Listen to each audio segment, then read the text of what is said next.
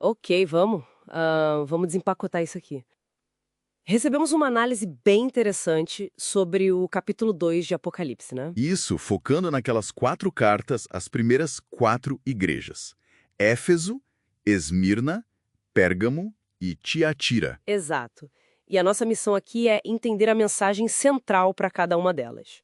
O que estava certo, o que precisava mudar e qual era a promessa no final, né? E o que eu acho fascinante aqui é a abordagem que a análise sugere, sabe? Uma dupla aplicação. Dupla aplicação, como assim?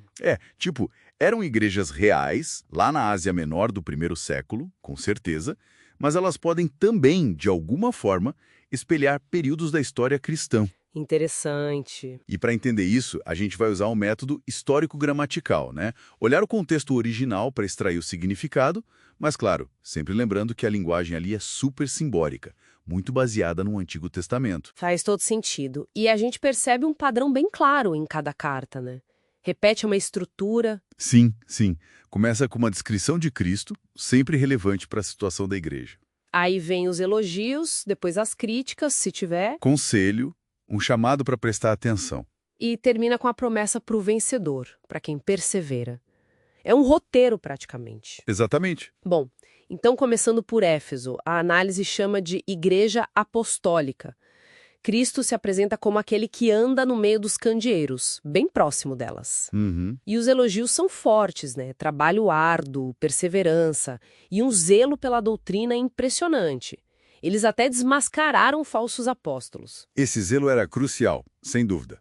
Mas como a análise ressalta bem, tinha o outro lado. Abandonaste o teu primeiro amor. Por Cristo e pelas pessoas, parece que esfriou, né? Exato. Virou algo mais formal, talvez. A ortodoxia estava lá, mas faltava o coração. Impressionante isso. Como pode existir a forma correta sem o motor, né?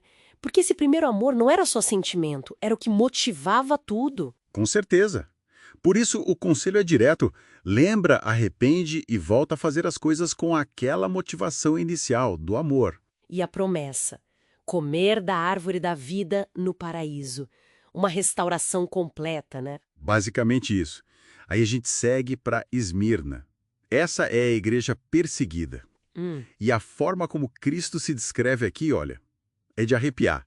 O primeiro e o último que esteve morto e tornou a viver.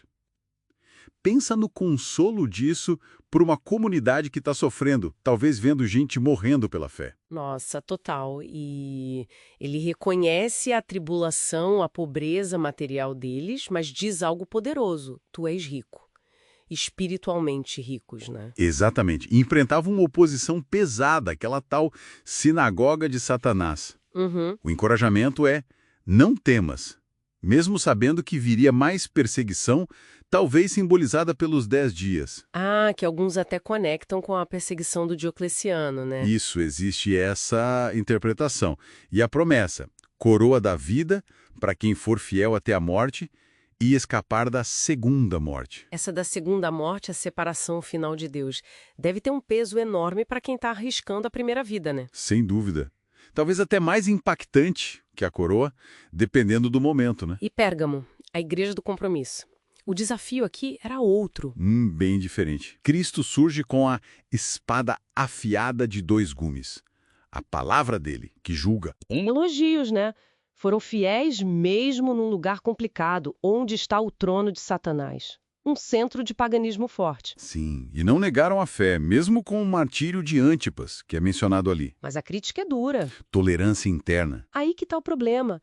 Permitiam a doutrina de Balaão, que era basicamente misturar a fé com idolatria e moralidade, Sim. e também a dos nicolaítas, ligada à libertinagem, parece. Então o perigo maior não era nem a pressão de fora, mas a corrupção vindo de dentro. A acomodação com a cultura. A análise sugere fortemente isso, o risco de diluir a fé para se encaixar. Por isso, o chamado ao arrependimento é urgente, senão o próprio Cristo lutaria contra eles com sua palavra. Forte isso.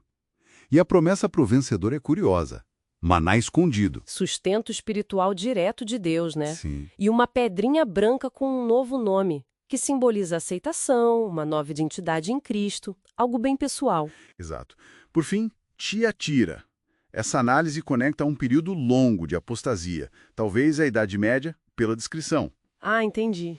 Cristo aqui tem olhos como chama de fogo, que veem tudo, discernem tudo, e pés como bronze polido, indicando um julgamento firme que não cede. Mas é interessante que, mesmo nesse cenário, há elogios. Para um grupo ali, pelo menos, o amor, a fé, o serviço e a perseverança deles estavam até crescendo. Sim, havia um remanescente fiel, mas a crítica central é pesadíssima. Toleravam a mulher Jezabel. Que não é uma pessoa literal, né? É um Sim. símbolo. Claro, um símbolo forte.